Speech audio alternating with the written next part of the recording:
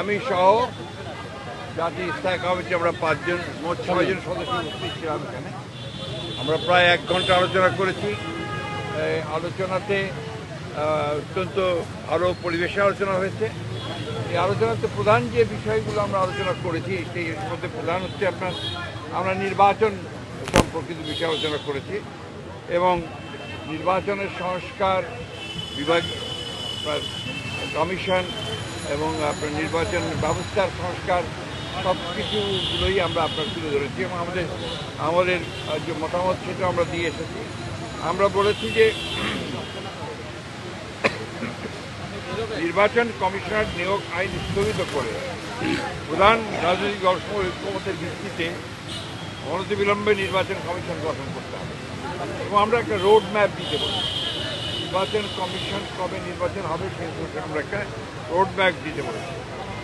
আমরা NID card, যেটা আপনার স্বরাষ্ট্র মন্ত্রণালয়ে স্থান করা আইন করা হয়েছিল, সেটাকে অর্ডিন্যান্স জারির মধ্যে বাতিল করতে বলেছি। আমরা বিতর্কিত কোনো ব্যক্তি যেন কখনো এই নির্বাচন সংস্কার কমিটিতে না যায় সেই কথা আমরা বলেছি। আমরা বলেছি যে ফ্যাসিস্ট সরকারের সময় প্রতারণার সাজানো ভুয়া ভোটের মাধ্যমে গঠিত সকল ইউনিয়ন পরিষদ বাতিল করতে বলেছি এবং 14, 18, 24 সালে যে সকল নির্বাচন কমিশন ছিল তার প্রধান নির্বাচন কমিশনার এবং কমিশনার সহ তাদেরকে ভুয়া নির্বাচন, ব্যর্থ নির্বাচন, আপনার একটা পক্ষপাতদুষ্ট নির্বাচন করার অভিযোগে তাদেরকে আইনের আওতায় আনার কথা বলেছি। আমরা বিচারপতি খায়রুল হক, যিনি আমরা মনে করি যে নির্বাচন ব্যবস্থাকে ধ্বংস করার জন্য মূল হোতা, যিনি তত্ত্বাবধায়ক সরকার আইন বাতিল করার মূল নায়ক ছিলেন, তার বিরুদ্ধে আমরা আইনগত ব্যবস্থা নেওয়ার কথা বলছি রাষ্ট্রদ্রোহিত অপরাধে। আমরা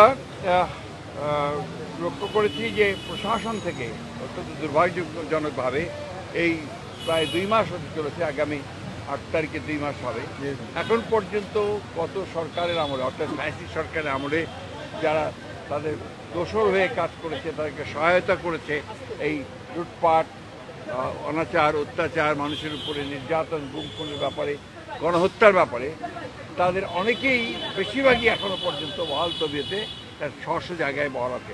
এদেরকে অবিলম্বে তাদেরকে সরিয়ে নিরপেক্ষ ব্যক্তিদেরকে এখানে আনার কথা আমরা বলেছি। আমরা বলেছি যে আপনার জেলা প্রশাসকের ব্যাপারে আপনারা লিখেছেন, পত্রপত্রিকাগুলোতে লেখালেখি হয়েছে, সেই 59 জন জেলা প্রশাসকের মধ্যে কী করে সেটা নিয়োগ করা হলো সেটা সম্পর্কে আমরা জানতে চেয়েছি।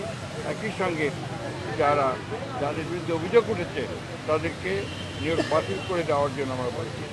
আমরা নতুন ফিট লিস্ট করার কথা বলেছি যোগ্য ব্যক্তিদের নিয়ে।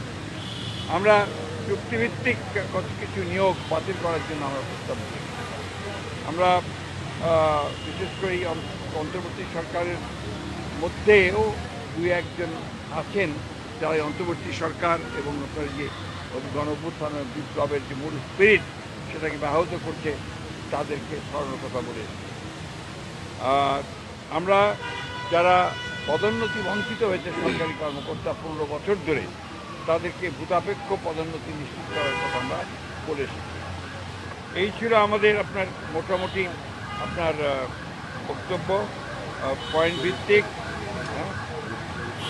এবং আপনার বিচার বিভাগের ব্যাপারে আমরা খুব পরিষ্কার করে যেটা বলেছি সেটা হচ্ছে যে এই বিচার বিভাগে হাইকোর্ট বিভাগ, যেটা এখন পর্যন্ত কোনো পরিবর্তন হয়নি এবং হাইকোর্ট বিভাগের বেশিরভাগ নিয়োগই ছিল কিন্তু আপনার দলীয় ভিত্তিতে এবং প্রায় 30 জন বিচারক বহাল তবিয়তে তারা কাজ করছে এখনও।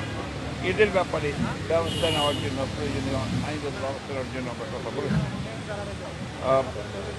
এই কিছু দলকানা বিচারক যারা আছেন তাদেরকে অপসারণ করার কথা বলেছি। আর অতি দ্রুত আমরা পিপিজিপি নতুন নিয়োগ করার কথা বলেছি। আরেকটা আমরা লক্ষ্য করেছি যে যাদেরকে অভিযোগে গ্রেপ্তার করা হচ্ছে সুনির্দিষ্ট অভিযোগের ভিত্তিতে, হয়তোবা আপনার দুর্নীতি অথবা হত্যা, এইসব সুনির্দিষ্ট মামলায় যাদেরকে গ্রেপ্তার করা হচ্ছে তাদেরকে আমরা দেখতে পাচ্ছি যে আপনার জামিন দেওয়া হচ্ছে।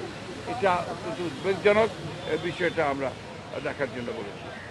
আমরা 2007 সাল থেকে 24 সাল পর্যন্ত 5ই আগস্ট পর্যন্ত আওয়ামী লীগের আমলে দায়েরকৃত সকল মিথ্যা মামলা, গায়েবী, ভুয়া, সাজানো, রাজনৈতিক উদ্দেশ্যে প্রণোদিত মামলাগুলোকে প্রত্যাহারের জন্য আমরা নীতিগত সিদ্ধান্ত ঘোষণা ও প্রত্যাহারের প্রয়োজনীয় ব্যবস্থা গ্রহণ করার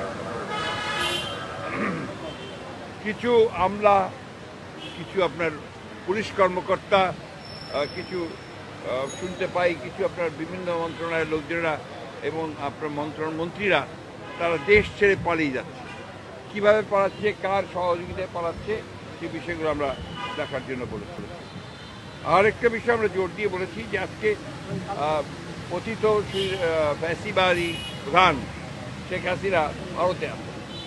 ভারতের থেকে তাকে কেন্দ্র করে তার মাধ্যমে যে সমস্ত ক্যাম্পেইন চলছে, প্রচারণা চলছে, যে অপপ্রচার চলছে, সেই বিষয়গুলো বুঝতে পারছি জন্য যে ভারতে আছে। এই বিষয়টাকে ভারতের সরকারের সঙ্গে আলোচনা করার জন্য এবং তাকে ওই অবস্থা থেকে সরিয়ে দেওয়ার জন্য আমরা সরকারকে অনুরোধ করেছি। তারা ভারত সরকারের সঙ্গে নিয়ে কথা বলছে। সেই সঙ্গে পার্বত্য চট্টগ্রামে যে ধরনের অস্থিরতা সৃষ্টি করার চেষ্টা করা হচ্ছে সেটাও আমরা কিন্তু আপনার বলেছি যে পার্বত্য চট্টগ্রামের ব্যাপারটাকে আরও গভীরভাবে দেখে সেখানে কারা এই ঘটনাগুলোর সঙ্গে জড়িত তাদের বিরুদ্ধে ব্যবস্থা নেওয়ার জন্য আমরা কথা বলেছি। আরেকটি কথা আমি বলি যে আমরা গুম খুনের সঙ্গে যারা জড়িত দুর্গাপূজা তারা এখনও ধরাছোঁয়ার বাইরে, তাদেরকে খুব কম, একমাত্র জিয়াউল হাসান ছাড়া আর কাউকেই ধরা হয়। আমরা মনে করি যে অবিলম্বে দাবি জানিয়েছি যে অবিলম্বে তাদের সঙ্গে চিহ্নিত করে তাদেরকে গ্রেপ্তার করা হোক ও তাদের বিরুদ্ধে ব্যবস্থা নেওয়া হোক। এবং জাতিসংঘের একটি দল এসছে এখানে, কিন্তু দুর্ভাগ্যজনকভাবে সেই দলটিকে যারা এর সঙ্গে জড়িত আছেন এই বিভিন্ন ডিপার্টমেন্টের, তারা তাদেরকে সেইভাবে সহযোগিতা করেছি। দুর্গা পূজাকে কেন্দ্র করে, সহজ উৎসবকে কেন্দ্র করে আপনারা লক্ষ্য করেছেন যে সনাতনের কিছু মানুষ, সবাই না, কিছু মানুষ তারা কিন্তু অত্যন্ত পরিকল্পিতভাবে জনগণেরকে উস্কে দিচ্ছে বাংলাদেশের বিরুদ্ধে। তারা অপপ্রচার চালাচ্ছে, কাজে হিন্দু কমিউনিটির উপরে এখানে অত্যাচার হচ্ছে, নির্যাতন হচ্ছে, এই ধরনের কথাবার্তা তারা বলতে যাচ্ছে, যেটা সর্বৈম এটা মিথ্যা। আমরা সবাই জানে, এটা আপনারা দেখতে করছে। এটা হচ্ছে একটা সুদূর পরিকল্পনা তাদের, যে বাংলাদেশে আপনার মাইনরিটিকে নির্যাতন করা হচ্ছে, বাংলাদেশের বিরুদ্ধে একটা সহযোগিতা আমরা এই কথাগুলো আমরা তাদেরকে অত্যন্ত গুরুত্ব সহকারে বিবেচনার জন্য বলেছি, তার বিরুদ্ধে প্রয়োজনীয় ব্যবস্থা গ্রহণ করার জন্য বলেছি। Thank you.